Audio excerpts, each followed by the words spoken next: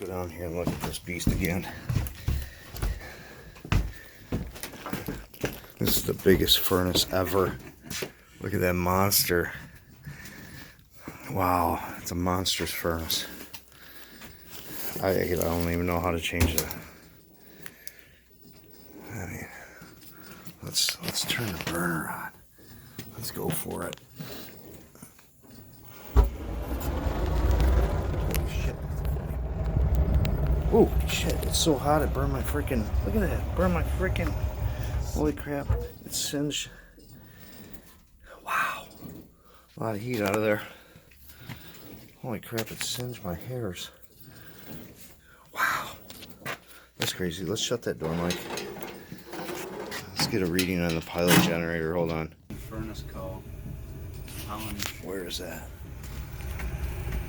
Holland Furnace Company. Here, Mike, stand next to that thing. Just give you an idea how big this thing is. I mean, it's enormous. She's a beaut. Yeah. Old gravity furnace with asbestos. I think we got a thermostat issue with it, but I mean, it's crazy. This thing is in bad shape. Holy smokes. All right, on to the next one.